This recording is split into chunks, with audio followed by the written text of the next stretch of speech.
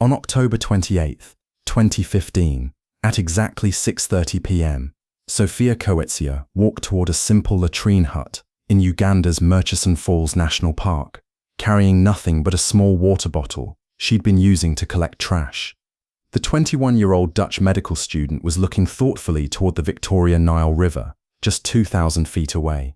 She had no idea that these would be her final moments of freedom, or possibly her final moments alive.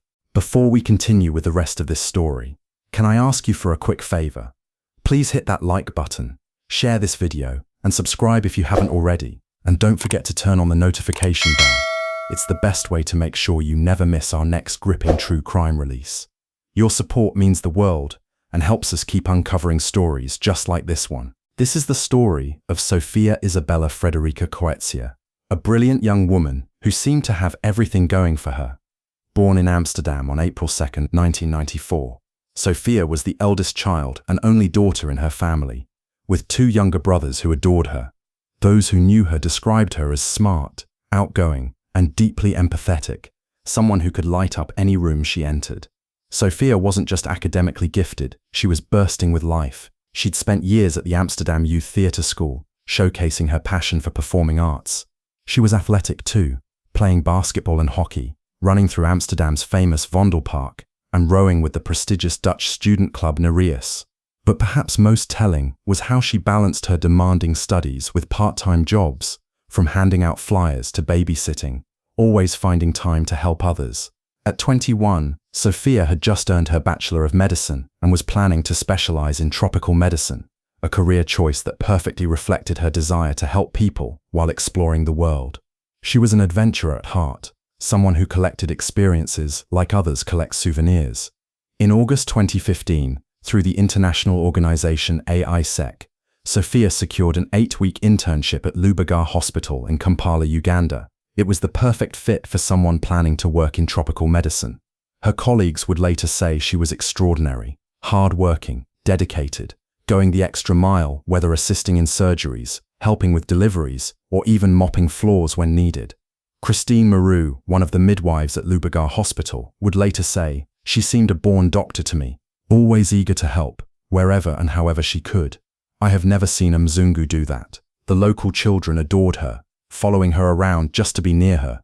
She even learned Luganda, one of Uganda's most spoken languages, earning the nickname Naji Gobe, Morning Sunshine. But Sophia had a secret that most people didn't know about. At 16, she'd been diagnosed with bipolar disorder, specifically a rare form called unipolar mania. Unlike typical bipolar disorder, Sophia only experienced the manic episodes, the intense periods of elevated energy and impulsiveness, without the corresponding depressive lows. Her family and close friends knew about it, but to most people, she seemed like she had the perfect life. This detail, this one crucial piece of her medical history, would later become a weapon used against her when everything went wrong. By October 22, 2015, Sophia's internship was officially over. She'd said her goodbyes to everyone at the hospital, but she wasn't ready to leave Uganda. She'd fallen so deeply in love with the country, its people, and culture, that she'd even told friends back home she was considering staying in Africa permanently. So she made a decision that seemed perfectly reasonable at the time: extend her stay for 2 more weeks to explore Uganda's natural beauty. On October 23rd, she set off on what should have been the adventure of a lifetime, a safari with 2 other Dutch medical students and a local guide named Michael Kajumbu.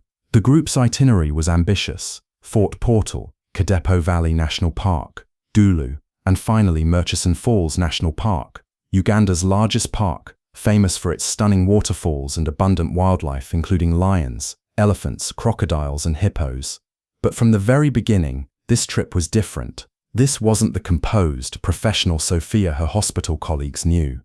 Something was changing. The first hint that something was wrong came on October 26th at Kadepo National Park. That evening, as the group settled around their campfire, Sophia was described as being in high spirits and very outgoing and social with everyone. Her 2 companions, Sandra and Nina, went to their cabins around 10:30 p.m., but Sophia stayed by the fire, eating and drinking with their driver David and some Uganda Wildlife Authority interns. Then came the night of October 26th to 27th, a night that would haunt everyone involved. Between 4 and 5 a.m., the park warden was awakened by strange noises. When he investigated, he found Sophia atop a wildlife surveillance platform, clicking sticks together and making noise. When asked to quiet down, she complied immediately. But the warden also noticed something else the next morning. Plastic chairs near the campfire had been partly burned. When Sandra woke up at 6 a.m., her door was locked, the window was open, and Sophia was nowhere to be found. David eventually located her near the camp kitchen. She appeared to have slept little or not at all. The warden approached the group about Sophia's late-night activities. Sandra and Nina were concerned enough to consider calling Sophia's mother back in Kampala, but Sophia pleaded with them not to. She didn't want her mother to worry, didn't want the trip to be cancelled. Looking back, everyone could see the signs. Sophia was entering a manic episode, the decreased need for sleep, the hyperactivity, the impulsive behavior. But at the time, her friends just thought she was being Sophia, outgoing, energetic, maybe a little too much so. Their driver David, sensing the tension, decided to alter their travel plans. Instead of visiting the small town of Kitgum, they would go to Gulu, what he called a more resourceful place. Even he could sense something was building. On October 27th, the group spent the night at a guest house in Gulu. Sophia took a room by herself, ostensibly to get a good night's rest, though it's possible tensions within the group were running higher than anyone wanted to admit. According to her phone records, Sophia spent that evening talking and messaging with friends back in Amsterdam, making plans for New Year's Eve. She was last seen that night by a local man on the guest house terrace. Shortly after midnight, when he spoke with her, Sophia told him she couldn't stay out late because she had to be up early for the trip to Murchison Falls. The next morning, October 28th, videos shot in the car show Sophia acting normal and quiet, but during a traffic jam on the highway, she got out and walked around, talking with occupants of other vehicles. In the footage, she speaks a bit fast and asks many questions. Then something happened that would prove to be crucial. Back in the vehicle, with Sophia sitting shotgun beside David and Sandra and Nina in the back, a tense, emotional conversation erupted. The conversation was captured on video, and in it, you can hear Sophia breaking down in tears. "Do you really think I'd be so stupid that I want to die? That I'm tired of life? I'm listening to what you're saying. Maybe I am interpreting it wrong, but that's how I perceive it, the way you put it." Her friends had been discussing cutting the trip short. They were worried about her behavior, unsure how to handle what they were seeing. But to Sophia, in her heightened mental state, it felt like they were giving up on her. About 15 minutes later, Sophia says in the video, "Yes, I'm getting better." But the damage was done. The seed of abandonment had been planted. At 2:30 am on October 28th, after arriving at Murchison Falls National Park, the three women embarked on a boat tour aboard the African Queen. Sophia stayed on the lower deck, while Sandra and Nina chose the upper deck. Another small separation that spoke to the growing divide in the group. Just 1 minute into the boat ride, at 2:31 p.m., Sophia called her mother in Kampala. Despite weak network coverage, they talked for 9 minutes. Her mother later said Sophia sounded calm, that she was enjoying everything, and was impressed by nature. It was the last time she would hear her daughter's voice. During the boat trip, other passengers noticed Sophia spent about half the time in the toilet, claiming an upset stomach. But looking back, her mother believes Sophia was seeking refuge from overwhelming stimuli. In her manic state, every sight, sound, and sensation would have been amplified. Then came an incident that would later be twisted by authorities to paint Sophia as unstable and dangerous. Near the boat's engine compartment, Sophia opened a hatch covering a storage space with fuel jerry cans. The captain later said she simply fiddled with the cap of one of the jerry cans. According to her friends, Sophia was just pointing out that the fuel hadn't been stored safely. But Ugandan police would later claim she attempted to remove the fuel tank lid and tamper with the wiring system, saying she had to be restrained. Complete fabrications that served to paint her as erratic and irrational. After the boat tour, Sandra and Nina made a devastating decision. They told their driver David that they wouldn't continue traveling with Sophia. They were worried about her mental state and wanted to end the trip. Though they didn't tell Sophia directly, she may have sensed what was happening. The group arrived at the Uganda Wildlife Authority Student Education Center around 6 p.m. It was a basic facility, simple cabins, common areas, and latrines just a few feet away.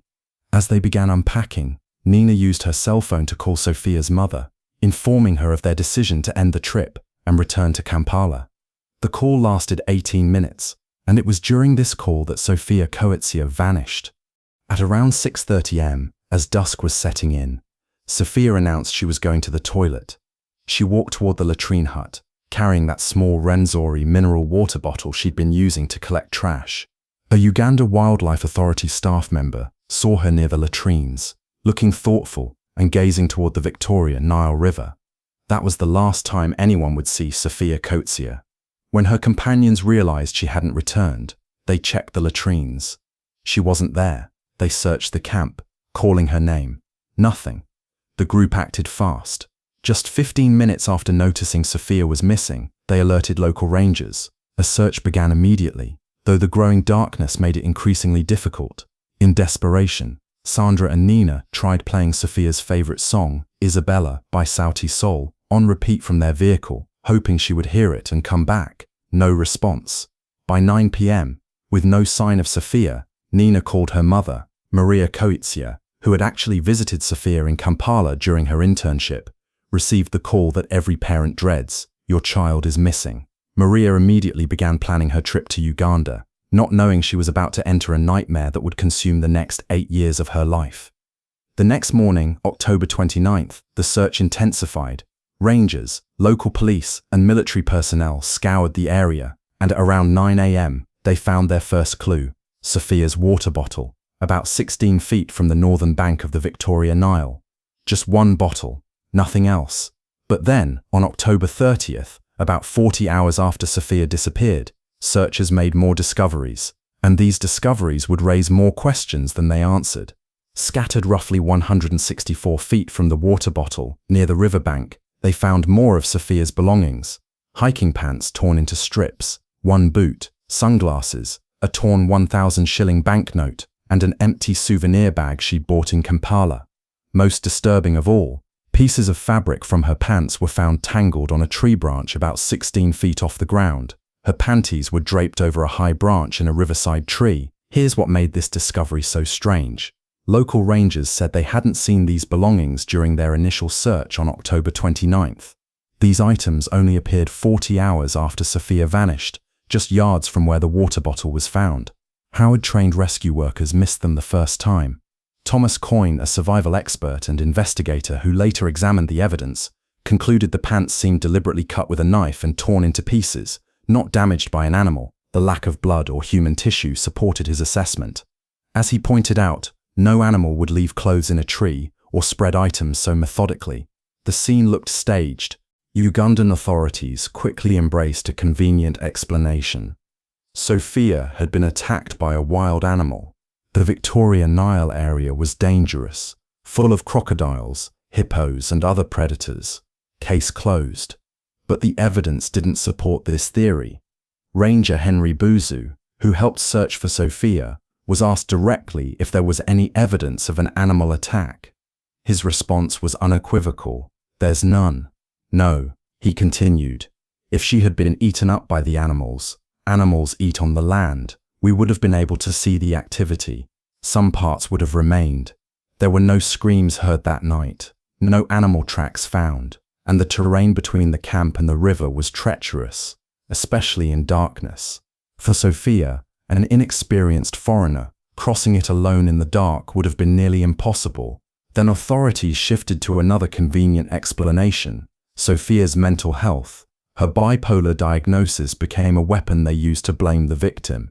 They suggested she had taken her own life, or wandered off in a confused state. But this explanation ignored crucial facts. Sophia had a specific form of bipolar disorder, unipolar mania, which involves only upswings in mental energy, never depression. Dr. Martin Preissig, an expert on unipolar mania, confirmed that suicide is very rare in patients experiencing manic episodes. Sophia's childhood friend and psychiatry student Joyke Rondag was adamant. Sophia was never depressed and never suicidal. She enjoys life very much. While Ugandan authorities were eager to close the case, Sophia's mother Maria had arrived at the park on October 30th, accompanied by Dutch embassy officials. From that moment, she began her own investigation, one that would reveal shocking inconsistencies and possible cover-ups. The official search expanded to include helicopters and even a drone team sent by Dutch authorities. Despite extensive efforts, no trace of Sophia was found beyond those mysteriously placed belongings. Ugandan media gave the story brief coverage before quickly shifting to the animal attack narrative. But Maria refused to accept this explanation. She returned to Uganda more than 20 times over the following years, conducting her own investigations and uncovering details that authorities had either missed or deliberately ignored. In 2019, Maria found a crucial lead. A retired Uganda Wildlife Authority officer named Stephen Nyadru gave a revealing statement. He claimed to have seen Sophia interacting with another officer the night she disappeared. That second officer denied any contact and was never properly questioned by authorities. But perhaps most shocking was what Maria discovered about the night Sophia vanished. About 400 recruits from the Uganda Wildlife Authority were training at a camp just 1.2 miles from the Student Education Center. This wasn't disclosed initially, raising questions about whether alibis were properly checked. The area that authorities claimed was isolated and dangerous for a lone woman was actually bustling with trained personnel who would have known how to navigate the terrain and potentially how to cover their tracks. All of Sophia's recovered belongings were eventually sent to the Netherlands, where Maria commissioned her own comprehensive DNA analysis through independent forensic services. The results, obtained exclusively after years of fighting for answers, were explosive. The DNA testing confirmed that the belongings were indeed Sophia's, but it also revealed something authorities had tried to ignore: unknown male DNA. The report stated, in total 6 alleles have been obtained in the Y chromosomal DNA investigation, which have not been found in the DNA profiles of those involved in the investigation. The forensic team was even more direct in their conclusions. The majority of these alleles are found at least twice on various pieces of evidence. There is very strong support for the hypothesis that at least one unknown male, but likely more, have left DNA on the various pieces of evidence. They went further, invalidating the official theories. There is no logical explanation for the fact that an unknown male's contributes DNA to torn pieces of fabric, knickers, the right shoe, and the insoles, all belonging to Sophia Koetsier. As Maria continued her investigation, she uncovered more disturbing details. In 2022, she tracked down a retired army officer, let's call him Captain Murchison, who had given statements to police, mentioning that he briefly interacted with Sophia just before she disappeared. But in his second statement, taken in 2020, Murchison mentioned something crucial. He wasn't alone when he met Sophia. Another officer, Captain Joseph, was with him and had also spoken to her. The problem: Captain Joseph had never been questioned by police. When Maria finally tracked down Captain Joseph in 2021, his response was telling.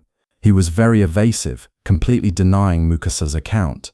He claimed he had never seen or spoken to Sophia, directly contradicting his former colleague's detailed testimony. When Maria found Captain Murchison in February 2023, he maintained his original story. He said both officers had been sitting on a porch when Sophia approached, greeting them and asking for directions to the latrine. He even remembered the detail about the trash-filled water bottle she was carrying. Most significantly, Murchison said that Captain Joseph was strangely absent from the initial search efforts when Sophia disappeared. Someone was lying.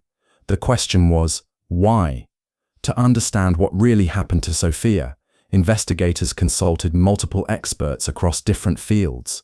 Their conclusions were unanimous and damning. Thomas Coyne, wilderness survival instructor who trains Marines and law enforcement, reviewed all available evidence. His assessment was blunt. It is my belief that this is a homicide meant to look like an animal attack. Coyne pointed out that the clothing appeared to be placed there so investigators would easily find it. He noted that Sophia wasn't known to carry a knife, yet her pants were clearly cut before being torn.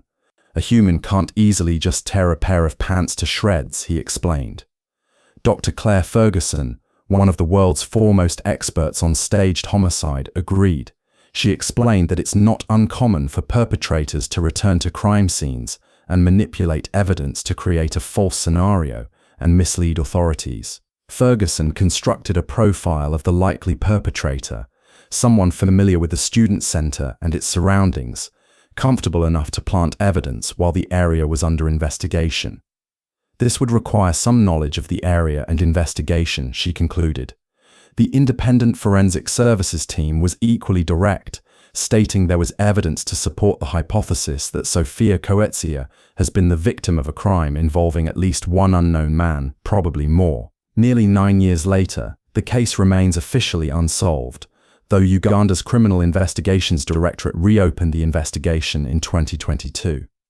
In June 2025, there was finally a trial, not for Sophia's disappearance, but for Michael Kajambu, the unlicensed tour guide who had led their safari. During this trial, more disturbing details emerged. Stephen Nyadru testified that when the group stayed at Kadepo National Park, Sophia had been banging on panels and trying to set grass on fire around 4 a.m., indicating a mental health episode. He claimed he warned Kajambu to take Sophia to a hospital and cancel the trip, but his advice was ignored. The testimony painted a picture of a young woman in a vulnerable state, potentially making her an easy target for someone with malicious intent. Maria continues her fight, planning another return to Uganda later this year. She spent tens of thousands of dollars and 8 years of her life searching for answers. When people offer condolences, speaking about Sophia in the past tense, Maria says it feels as if they put a dagger in my chest. So what really happened to Sophia Koetsier? Several theories have emerged over the years. The official animal attack theory has been thoroughly debunked by experts.